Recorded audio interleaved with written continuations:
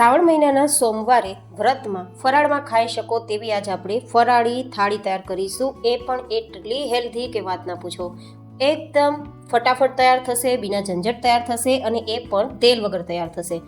જે ખાશે તેને ખૂબ પસંદ આવશે. જો વ્રત નહીં કરતા હોય તે પણ વ્રત કરતા થઈ જશે તેવી ફરાળી વાનગીની થાળી રેસીપી. તો ચલો ફટાફટ આજની ખૂબ જ સ્વાદિષ્ટ અને પૌષ્ટિક ફરાળી થાળી બનાવવાની રેસીપી શરૂ કરીએ. તો જેમના માટે સૌથી પહેલાં તૈયાર કરીશું મીઠાઈ ફરાળી લાડુ. તો જેમના માટે શેકેલા અને ફોતરા કાઢેલા 1 કપ જેટલા સિંગદાણા લીધા છે. હવે તેનો દરદરો પાવડર તૈયાર કરી લઈશું. હવે આટલો દરદરો પાવડર થઈ જાય પછી 1 કપ જેટલું ટોપરાનું છીણ મિક્સ કરીશું. અને જો ઘરમાં મિલ્ક પાવડર હોય તો 2-3 ચમચી ઉમેરી શકાય, ના હોય તો સ્કીપ પણ કરી શકાય, ઓપ્શનલ છે. આ રીતે ફરીથી એક ચક્કર આપણે મિક્સરમાં લગાવી દઈશું તો બધું જ મિશ્રણ મિક્સ થઈ જશે, પાવડર થઈ જશે. સિંગદાણામાં તેલ હોવાના કારણે તે પેસ્ટ થતાં વાર નથી લાગતી, તો એકદમ સાવધાનીથી મિક્સરને ચલાવવાનું છે. હવે આ પાવડર સરસ તૈયાર થઈ ગયો છે. એક્સ્ટ્રા વાસણમાં લઈ લઈશું અને હવે તૈયાર કરીશું મીઠાશ માટેનો પાયો. 1 ચમચી ઘી અને લગભગ અડધા કપથી થોડો ઓછો એટલો ગોળ. આ બંને સામગ્રીને હવે ધીમા ગેસની ફ્લેમ પર થોડી વાર ચલાવીને ઓગાળવાનું છે. અહીંયા ગોળનો પાયો નથી કરવાનો, માત્ર ઓગાળવાનું જ છે. એકદમ ઇન્સ્ટન્ટ મીઠાઈ તૈયાર થઈ જાય છે અને સ્વાદ તો એટલો કે તમે પેડાનો સ્વાદ ભૂલી જશો. એટલો ટેસ્ટી આ આજના લાડુની રેસીપી તૈયાર થશે. હવે આ રીતે આપણો ગોળ ઓગળી ગયો છે તો હવે મિશ્રણમાં મિક્સ કરી દઈશું અને બધું જ ચલાવી દઈશું. મેં અહીંયા 1 ચમચી ઘી લીધું, ત્યાં તમે અડધી ચમચી ઘીમાં પણ લાડુ તૈયાર કરી શકો છો. વધારે ઘીની રિક્વાયરમેન્ટ એટલા માટે નથી કે મગફળીમાં પણ ઇનબિલ્ટ તેલ હોય છે અને નારિયેળમાં પણ ઇનબિલ્ટ તેલ હોય છે, તો વધારે ઘીની જરૂર છે જ નહીં. બસ થોડીવાર ચલાવશો તો મિશ્રણ આ રીતે ભેગું થઈ જશે. હવે ચોઈસ પ્રમાણેના લાડુ તૈયાર કરી શકો છો, અથવા તો તમે ટુકડા પણ તૈયાર કરવા હોય તો કરી શકો, એઝ યોર ચોઈસ. આ રીતે તૈયાર કરેલ મીઠાઈ 1 મહિના સુધી તમે સ્ટોર કરીને ખાઈ શકો છો. જો પૂરા મહિના દરમિયાન તમે ફરાળ કરતા હોય, વ્રત કરતા હોય તો ફરાળમાં આ લાડુ લઈ શકાય. તો આ રીતે લાડુ તૈયાર થઈ ગયા બાદ ઈચ્છા હોય તો ગાર્નિશિંગ કરી શકો છો. અને આ રીતે લાડુ તૈયાર થઈ ગયા બાદ હું ખોલીને બતાવું તો અંદરથી એકદમ દાણેદાર એન્ડ સુપર સોફ્ટ છે. એન્ડ ઓફકોર્સ હેલ્ધી તો છે જ. હવે તૈયાર કરીશું આજની થાળી માટેની બીજી વાનગી અને તે છે ઇન્સ્ટન્ટ ઓઇલ ફ્રી વડા એન્ડ ચટણી. તો આપણે વડા તૈયાર કરવા માટે 1 કપ જેટલા સિંગદાણા કે જેના શેકીને ફોતરા કાઢેલા છે તેનો દરદરો પાવડર તૈયાર કરી લઈશું.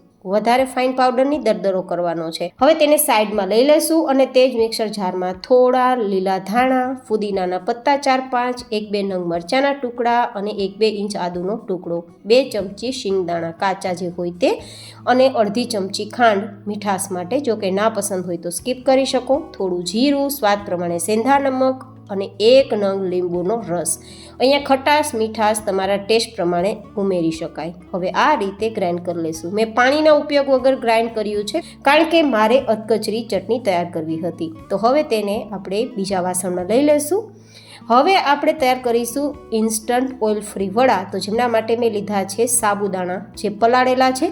1 કપ જેટલા સાબુદાણાને ધોઈને 1 કપ જેટલા પાણીમાં પલાળી દીધા હતા ઓવરનાઇટ સોક કરવા માટે. એટલે કે મેં આખી રાત્રિ તેને પલાળેલા છે. તમે 7 થી 8 કલાક માટે પણ પલાળી શકો છો. પણ હા, જેટલા સાબુદાણા હોય તેટલું જ પાણી ઉમેરવાનું છે અને પલાળવાનું છે, તો જ આટલા એકદમ છૂટા આપણા સાબુદાણા તૈયાર થશે. હવે આપણે લગભગ અડધા કપ જેટલા બાફેલા બટેટાની સ્લાઇસ, જો મેં આટલી પાતળી સ્લાઇસ કરી છે જેથી એકદમ સરસ મેશ થઈ જાય. હવે તૈયાર કરેલ જે મગફળીનો પાવડર છે તેને આપણે અધકચરો વાટેલો તેને મિક્સ કરી દઈશું. થોડો આદુ હોય 1-2 ઇંચ તે ગ્રેટ કરી લઈશું. તીખાશ પ્રમાણે મરચાંના ટુકડા અને અડધા લીંબુનો રસ. સ્વાદ પ્રમાણે સેંધા નમક. જોકે મેં માપ બધું સ્ક્રીન પર આપેલું છે, તમે જોઈને તૈયાર કરી શકો છો. થોડા લીલા ધાણા મિક્સ કરી હવે પાણીના ઉપયોગ વગર જ બધું આ રીતે પહેલાં ભેગું કરવાનું છે.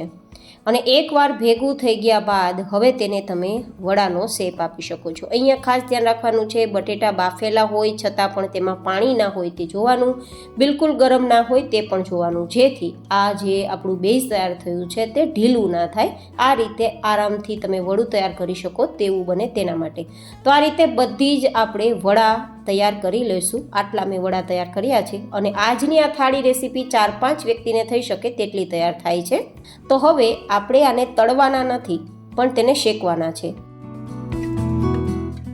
તો એક પેનની અંદર 1 ચમચી ઘીને ગરમ કરીશું અને પછી જેટલી સમય તેટલી ગોઠવીને ઢાંકીને ધીમા ગેસની ફ્લેમ પર 1 મિનિટ થવા દેશું.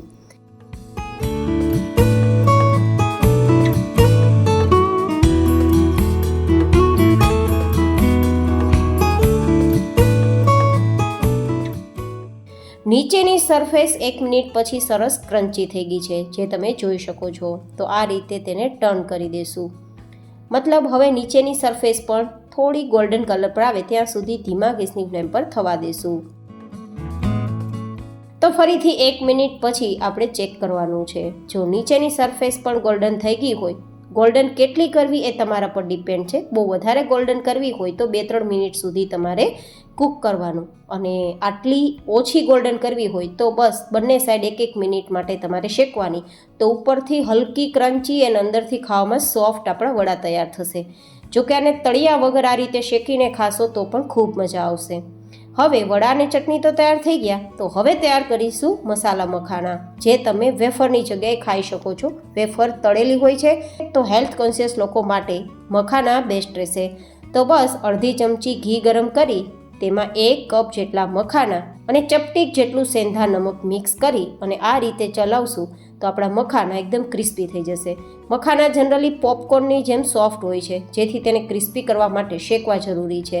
અને એમાં પણ જો તમે ઘીથી તેને શેકશો તો ખૂબ જ સ્વાદિષ્ટ લાગશે આપણી આજની આ ફરાળી ડીશમાં. જો કે આ વેરાયટી તૈયાર કરવી ઓપ્શનલ છે, પણ કરવી હોય તો કરી શકો છો. એઝ એ સ્નેક્સ પણ તમને ખૂબ પસંદ આવશે. અને આ મખાનાની અંદર તમારે હળદરનો ઉપયોગ કરવો હોય તો પણ કરી શકો છો. હવે મસાલા મખાના તૈયાર થઈ ગયા છે, તેને સાઈડમાં રાખી દઈએ. અને હવે તૈયાર કરીશું ખૂબ જ સ્વાદિષ્ટ કઢી એન્ડ પુલાવ. તો સૌથી પહેલાં કઢીનું બેઝ તૈયાર કરવા માટે 1 કપ જેટલું દહીં લેશું. તેમાં 2 ચમચી જેટલો રાજીગરાનો લોટ ઉમેરીશું. સ્વાદ પ્રમાણે સેંધા નમક, મેં લગભગ 1/4 ટીસ્પૂન જેટલું જ નમક ઉમેરેલું છે, વધારે જરૂર નથી. હવે આ રીતે પહેલાં તો બધું બેઝ મિક્સ કરી દઈશું, જેથી આપણા મિશ્રણમાં ગાંઠા ના પડે. મિક્સ થઈ ગયા બાદ હવે આપણે 1 ગ્લાસ જેટલું પાણી મિક્સ કરીશું. હવે આપણા આ જે મિશ્રણ છે તેમાં ગાંઠા નહીં પડે. તમે જોઈ શકો છો ગાંઠા વગરનું, લમ્સ વગરનું આપણું બેટર તૈયાર છે. તો હવે તેને સાઈડમાં રાખી દઈએ. અને હવે પુલાવ તૈયાર કરવા માટે મેં આ રીતે સાંબો લીધો છે, જેને મેં 1 કલાક પહેલાં પલાળી દીધો હતો. આ સાંબો અડધા કપ જેટલો છે અને 1 કપ જેટલા પાણીમાં મેં ધોઈને પલાળેલો છે. તો હવે તે સરસ ફૂલી ગયો છે 1 કલાક પછી.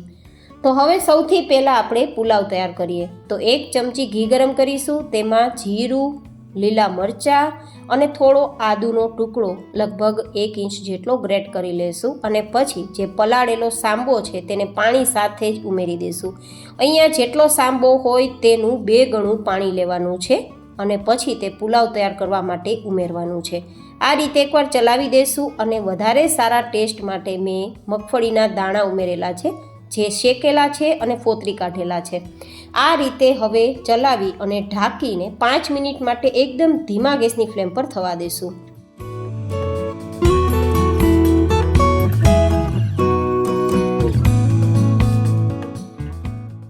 મિનિટ પછી એકદમ સરસ આપણા પુલાવ તૈયાર થઈ ગયા હશે. આ રીતે તમે જુઓ, બિલકુલ તળિયે ચીપક્યું નથી અને દાણો પણ સરસ ફૂલીને મોટો થઈ ગયો છે.